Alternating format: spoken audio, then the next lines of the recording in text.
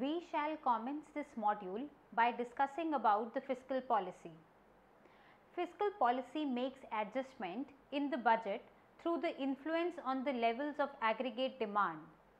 It comprises of government expenditure and taxation that government use to target the economic objectives, that is, to achieve economic growth, distributive justice, price stability and full employment in the country. The classical theory advocated the surplus budget when government spending was insufficient and remained confined to maintain law and order in the country or the functions of a policing of state. The revenues and expenditures were listed as few items on the budget. The developed countries took to balanced budget theory after the Second World War. The developing countries started advocating the theory of deficit budgets for development. Keynesian economics suggested that adjusting the government expenditure and tax rates can be used to stimulate the aggregate demand that encourages the economic activity during the periods of recession or budget deficit. The government can implement the deficit expenditure policies.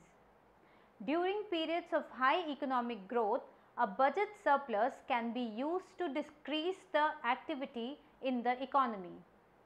The expansion policies reduces the level of aggregate demand, bringing about the price stability. Budget deficit is an important variable and policy target.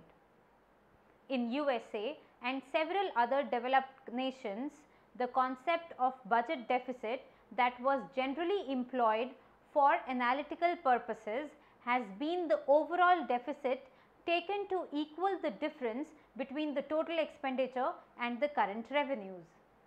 This is also called fiscal deficit and has been adopted by IMF as the principal policy target in their programs. This module briefly examines the various concepts of budget deficits and its implications on the economy.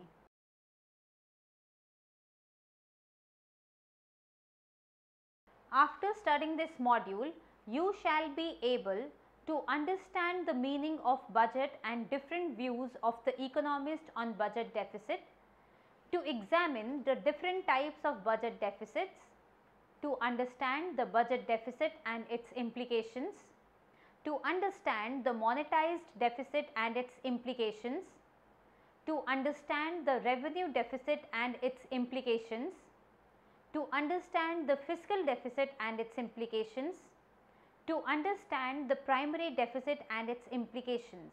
Next, we shall discuss about the government budget deficit and surplus. The budget is a large document that shows the details of all the items government plans to spend money on and all the sources of government revenues for the financial year. The budget of the government has two parts, revenue budget and capital budget. The revenue budget shows the revenue receipts and the revenue expenditures that are met from these revenues. Capital budget of the government comprises of the capital receipts and capital expenditures. It shows the capital requirement and their financial patterns. The difference between the receipts and its expenditure is the budget deficit or budget surplus, which is net national government savings. An excess of government expenditure over tax revenue is budget deficit. An excess of tax revenue over the government expenditure is a budget surplus. A balanced budget is when the government expenditure is exactly equals to the tax revenue. Budget deficit in the economy reduces the national savings. National savings is the sum of the private savings, that is savings of the households out of after tax income, and the public savings, that is the tax revenue that the government saves rather than spends. The sources of loanable funds. When the government runs a budget deficit, it results in dissavings. Public savings get reduced and becomes negative, that further reduces the national savings. Government financed the budget deficit by borrowing in the bond market. Borrowing when gets accumulated is the government debt. The borrowings are thus used to meet the expenditure needs, including servicing of the old debt. The supply of loanable funds available to the households and firms for investment gets reduced when the government borrows to finance the budget deficit. This increases the interest rate that alters the behavior of the household and the firms. It discourages the demanders of the loanable funds. The government borrowings crowd out the investment or the investment decreases. Since investment is important for the long run economic growth, budget deficit reduces the economy's growth rate. Government budget surplus works in the opposite direction. It saves the difference after meeting out the government debt. It increases the supply of loanable funds, reduces the interest rate and stimulates the investment and thus more economic growth. Algebraically, this can be explained using the accounting identities. SP is equals to Y minus T minus C and SG is equals to T minus G, where SP is the private savings and SG is the public savings. Y is the gross domestic product, that is GDP, T is the taxes, C is the private consumption, G is the government's expenditure. Then national savings, that is SN, would be equals to SP plus SG. Thus, SN would be equals to Y minus C minus G. This is given as equation 1.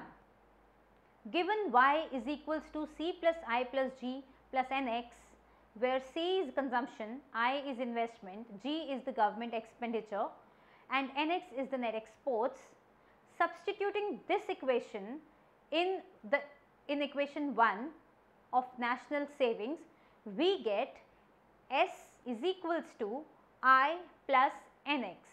This is given as equation 3. Therefore, the national saving is equals to the investment and the net exports.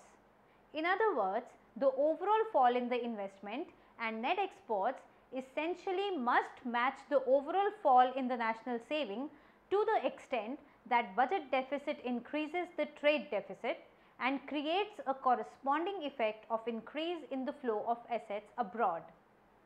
A rise in the interest rate also increases the demand for the domestic currency in the market for foreign exchange, causing the currency to appreciate. The appreciation of the currency in turn affects the trade in goods and services. Exports fall, import rises and the trade balance moves toward deficit. Thus, budget deficit reduces the national savings, which would reduce the investment and net exports. Let us now discuss the theoretical perspective of the budget deficit. Government deficits and government debt has become the most serious concern in both developed and developing countries. An extensive theoretical perspective has been developed to examine the budget deficit and its impact on the macroeconomic variables like savings, investment and growth. Amongst the mainstream analytical perspectives, the three distinct schools of thoughts on budget deficit are noteworthy and are as follows. First is the Neoclassical school of thought. The Neoclassical school considers the far-sighted individual planning their consumption over their own life cycle. Budget deficit raised the total lifeline consumption. It shifts the taxes to the future generations, increasing the current consumption. By assuming the full employment of resources, the Neoclassical school argues that increased consumption implies a decrease in saving. Interest rate must then rise to bring the equilibrium in the capital market. The higher interest rate with the budget deficit would crowd out the private investment. This would lead to a decline in private investment. The Neoclassical view considers the budget deficit detrimental to the investment and growth. Second is the Keynesian school of thought. The Keynesian school considers the fraction of population as either myopic or liquidity constrained. The individuals have high propensities to consume. The temporary tax reduction or increase in the government expenditure would increase the aggregate demand. As the resources are not fully employed, national income rises due to the multiplier effect. This increases the interest rates. The increase in the interest rate would partially offset the multiplier effect. However, it would neutralize by the profitability of investments.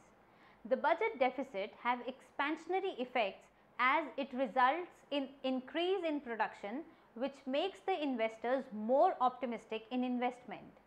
This leads to crowding in effect.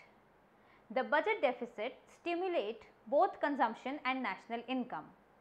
Savings and investments are not adversely affected despite of the increase in the interest rate.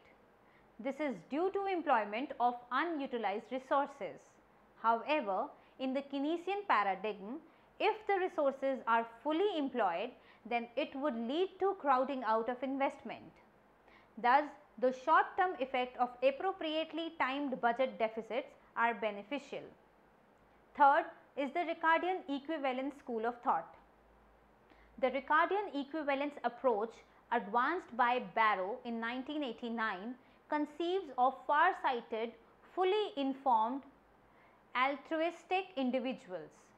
They argue that an increase in budget deficit because of an increase in the government expenditure must be paid for either today or tomorrow. The total present value of the receipts is fixed by the total present value of the expenditure. Thus, a reduction in the present taxes must be equal to an increase in the future taxes, leaving the interest rates and thus the private investment unchanged. Thus, deficits do not have any impact on the aggregate demand and helps in smoothing of the expenditure or revenue shocks. Thus, it is noteworthy that among three schools, one can find support for every conceivable normative position. The budget deficit is good, bad or irrelevant depending on the choice of an analytical perspective.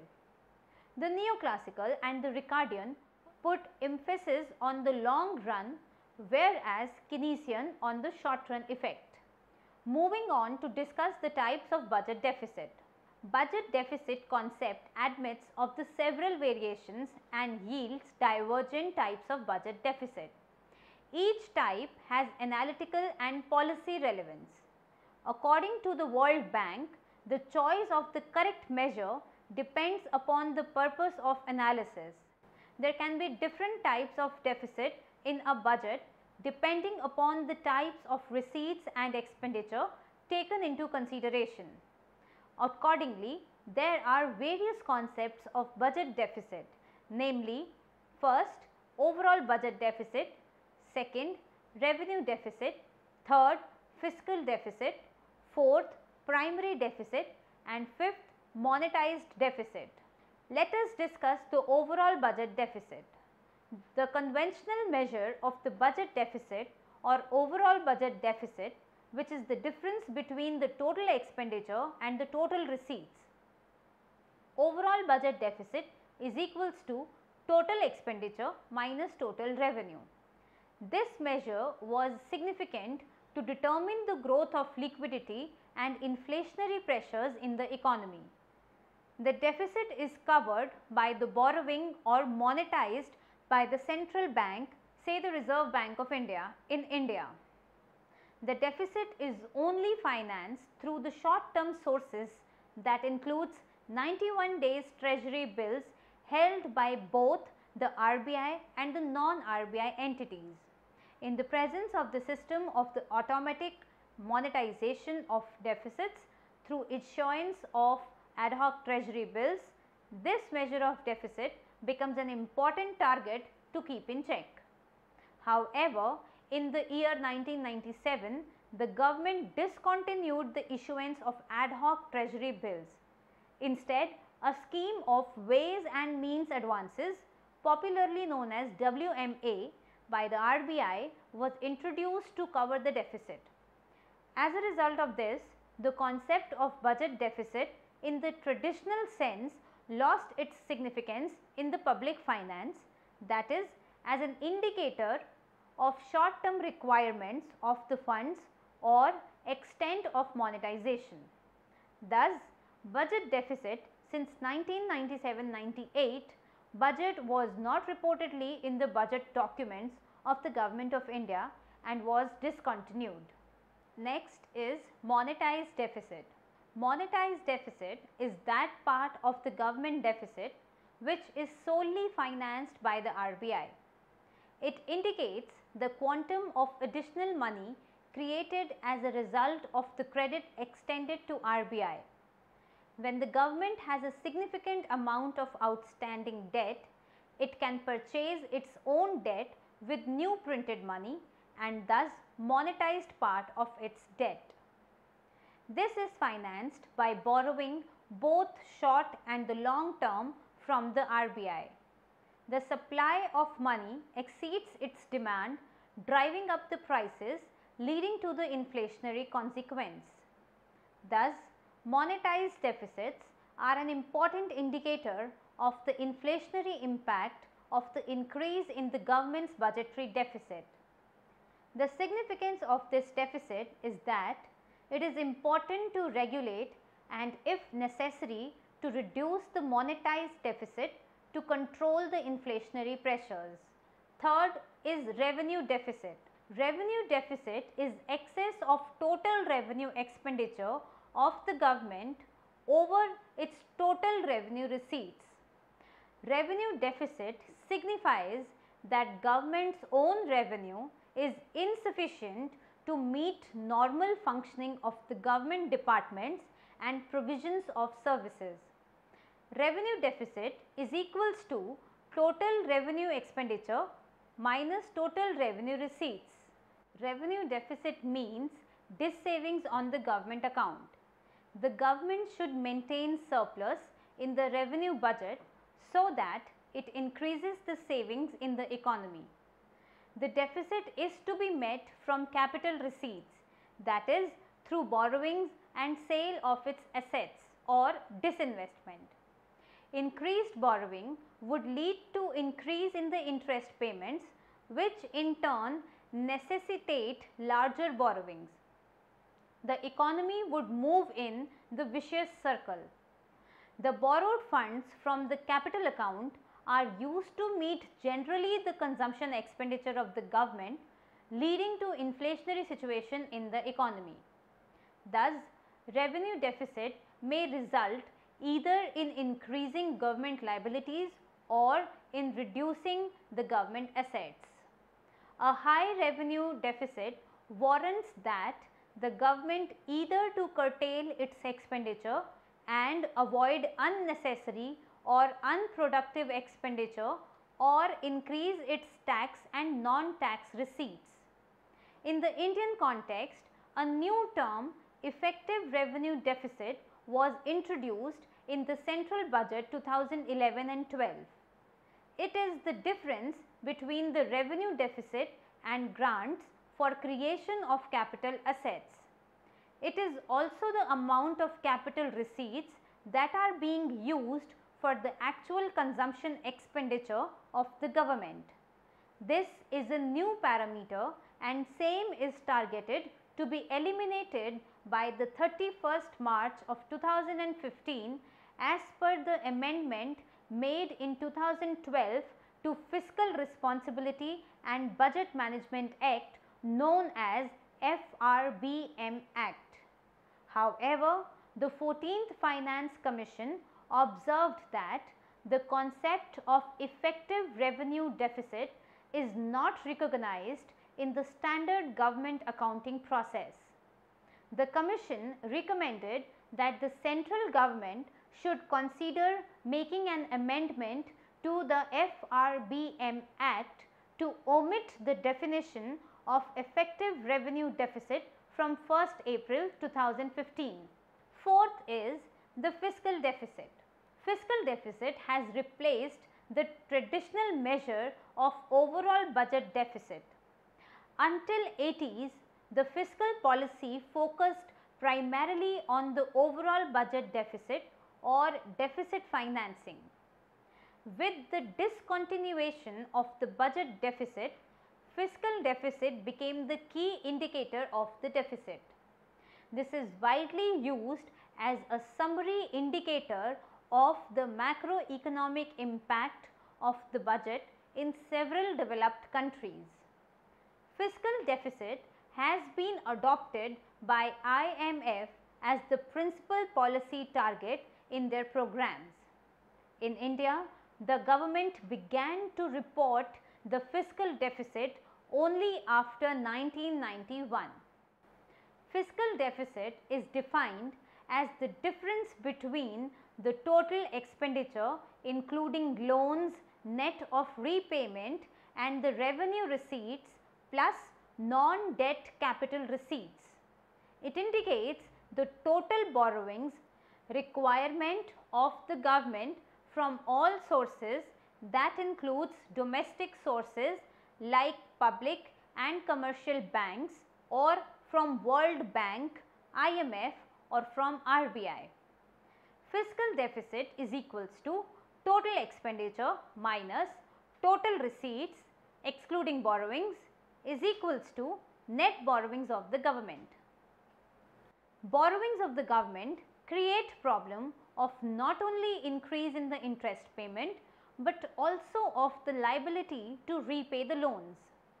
The interest payment increases the revenue expenditure, creating a higher revenue deficit.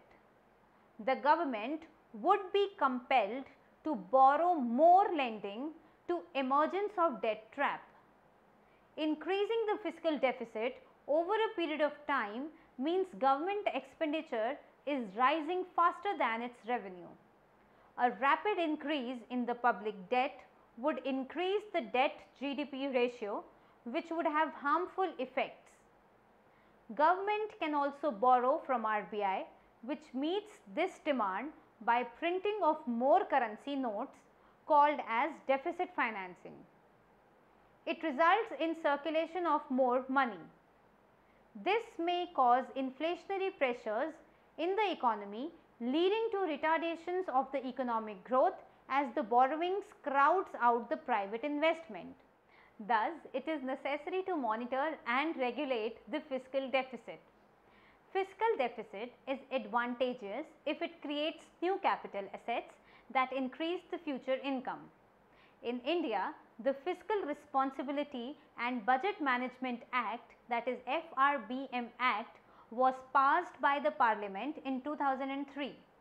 The aim of this act was to remove the revenue deficit of the government. It binds the government to fix the fiscal and revenue deficit targets for itself.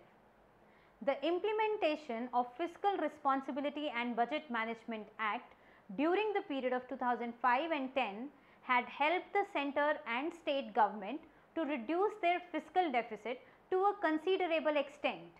However, during the global slowdown years, that is 2008-9 and 2009-10, expansionary fiscal policy resulted in the fiscal deficit moving up significantly. The 13th Finance Commission had proposed a target of attaining a 3% fiscal deficit for central government by 2013-14 and for state governments in stages and in a manner that all states would attain 3% fiscal deficit by 2014-15. The 14th Finance Commission recommended the centre to maintain its fiscal deficit at 3.6% of the GDP for 2015 and 16 from 4.1% in 2014-15 and then maintain it at 3% for the following 4 years. According to the present Finance Minister, Mr. Arun Jaitley, the 3% fiscal deficit target will now be achieved in 3 years as against the FRBM target of 2 years, that is, as per the new roadmap for the fiscal consolidation, fiscal deficit will be 3.9% of GDP in 2015-16, 3.5 in 2016-17 and 3% by 2017 and 18. Next is the primary deficit. Primary deficit is defined as the fiscal deficit of the current year minus the interest payment on the previous borrowings. That is, primary deficit is equals to fiscal deficit minus interest payments. In other words, primary deficit indicates borrowing requirement exclusive of interest payment. The borrowing requirement of the government includes the accumulated debt and interest payments on the debt. If interest payment on debt is deducted from borrowing, the balance is called primary deficit. It shows how much government borrowing is going to meet the expenses other than the interest payments. It also shows the net increase in the government indebtedness due to the current year's fiscal operations. A reduction in the primary deficit is reflective of government's efforts at bridging the fiscal gap during a financial year. Thus, zero primary deficit means that the government has to resort to borrowings only to make interest payments. Thus, primary deficit is a narrower concept and a part of fiscal deficit because the latter also includes the interest payment. It is generally used as the basic measure of the fiscal irresponsibility. Now, we will summarize what we have discussed in this module. The budget is a large document that shows the detail of all the items, government expenditure and all the sources of the government revenues for the financial year. The difference between the government receipts and expenditure is the budget deficit or budget surplus, which is net national government saving. A budget deficit is an excess of government expenditure over tax revenue. A budget surplus is an excess of the tax revenue over the government expenditure. If government expenditure is exactly equals to the tax revenue, then it is known as balanced budget. Government budget deficits reduces the national saving, reduces the investment, reduces the net exports and create a corresponding flow of assets abroad. The budget deficit is good, bad or irrelevant depending on the choice of the analytical perspective. The neoclassical and Ricardian focus on the long run, whereas Keynesian on the short run effects.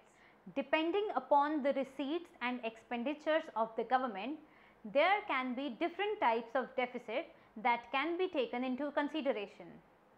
The traditional measures of budget deficit or overall budget deficit, which is the difference between the total expenditure and total receipts. Monetized deficit is that part of the deficit of the government which is solely financed by the RBI.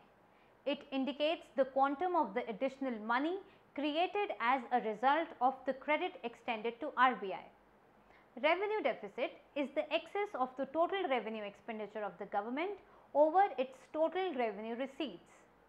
Fiscal deficit is defined as the difference between the revenue receipts plus non-debt capital receipts and total expenditure including loans net of repayment. It indicates the total borrowing requirement of the government from all sources, that includes domestic sources like public and commercial banks or from World Bank, IMF or from RBI. In India, reduction in the relative size of the fiscal deficit has gained momentum since 80s. Primary deficit, on the other hand, is the difference between fiscal deficit of the current year and the interest payment on the previous borrowings.